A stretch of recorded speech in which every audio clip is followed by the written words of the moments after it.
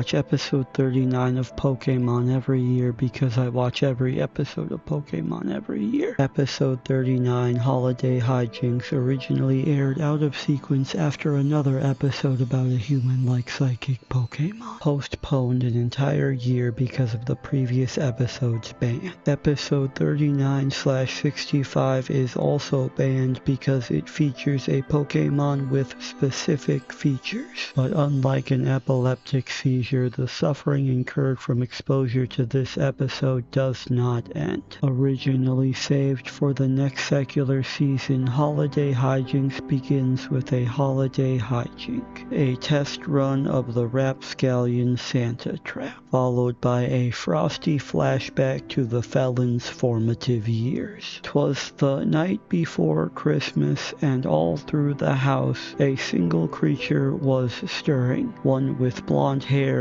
and a blouse, and other physical attributes that led to this episode's ban and a recoloring of the character. Lying in wait for a visit from Saint Nick, the pre-troubled youth took her anxieties out on her favorite toy. And down from the chimney was not a jolly white man, but the Pokémon Jynx, who identifies as none of those things. Jynx doesn't have much of an identity at all. Who's that Pokémon? Not even the Who's That Pokémon. Jynx took the tormented Tyke's broken toy and left. Without it, all she had left to hold was her trauma, which she has held into adulthood, along with the belief that Santa Claus is actually a gollywog with golden extensions and a permanent blank stare that steals toys from children. Elsewhere on a beach for some reason, Ash and friends stalk a lone Jynx. Upon identifying it as a pocket monster, Ash is compelled to claim ownership, to be the one it calls master. Ash commands his current Pokémon to engage with the clearly distressed creature unprompted.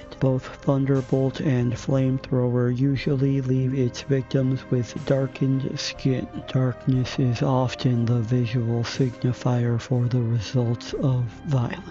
Unable to communicate through speech or saliva, Jynx telepathically shares its troubles through its tresses. Whilst shining shoes at the North Pole, it was the victim of global warming, taken by the Yuletide. Jynx was separated from everything it ever knew and now holds on to the only part of its past that it has left. Securing their spots on the nice list, Ash and friends build a raft to get Jynx back home, traveling again by loose logs, which last led to an episode that offered more introspection to the understanding of the more human-like traits of Pokémon. This episode doesn't offer any of that, nor is there again a scene where Brock quotes the Bible, this time opting to avoid the good book in an episode about its main character. Brock doesn't have much to say in this episode at all. He left all the lessons to his lighter-skinned companions. After exhausting all of their Pokémon, Ash alone decides to do unto others and does his part to paddle forward. A selfless act for which Ash is rewarded by drowning. The dead weight do nothing to prevent actual death, and for the 5th time they let their friend take another polar plunge.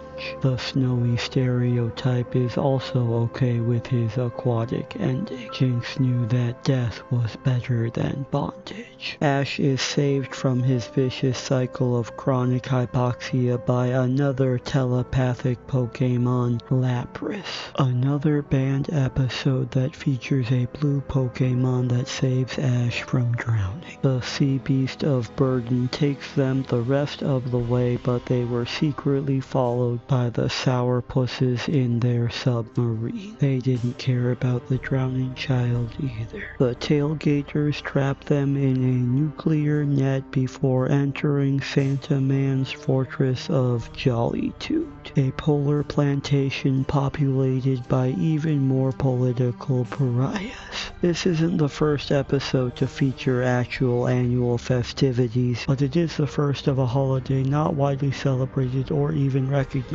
in Japan.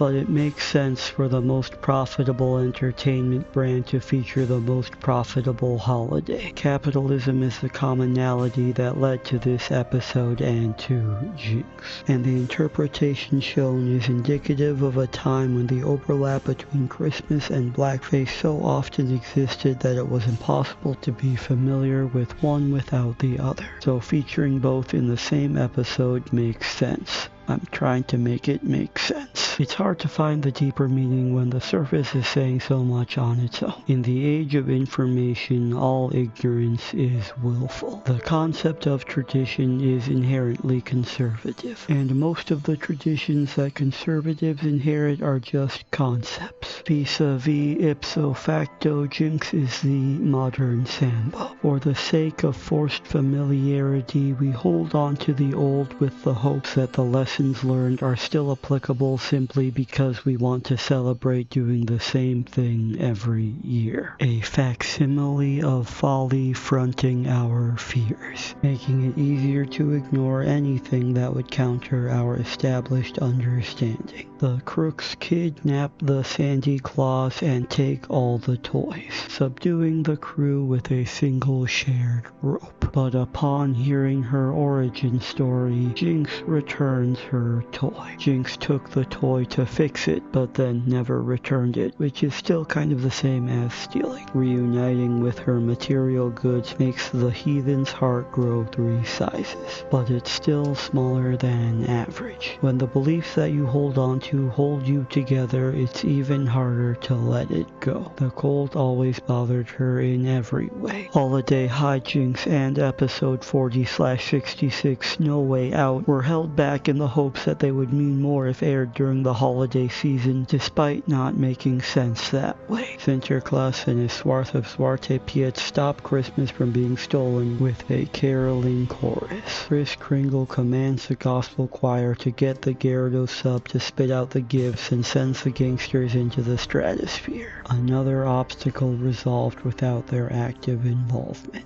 A single Ponyta pulls Santa's sleigh. Another aspect of the December dogma that is also more in line with Dutch culture. Jinx uses its opposable thumbs and higher cognizance to hand them each their presents, including Pikachu, the only one of their Pokémon on the nice list. The episode ends where it began, with a single pink stocking hung on the bed frame with care. The bruised and blackened bullies lay in the hopes that soon Saint Nick would be there. But again, it's just Jinx who sees them toasty and warm and blows a heart-shaped kiss with the same properties of potent chloroform, ending the episode by giving them a final nightmare before Christmas. Jinx's next appearance was also banned. In episode 250, The Ice Cave, Jinx S-word A-words Brock whilst wearing human clothes. Again, this time he was unconscious. Even after the color correction, Jinx was excluded from all further holiday-themed episodes. Jinx was separated forever, at least publicly. By Pikachu's Winter Vacation 2, Santa has replaced Jinx and Ponyta with Delibird and Stantler, and Lapras is just gone. Capitalism still reigns, and no matter how much things have changed, they're not that far from where they began. The tradition of consumerism is always to be continued. I have more to say about Jinx, but I didn't want this video to be 15 minutes long. Merry Christmas.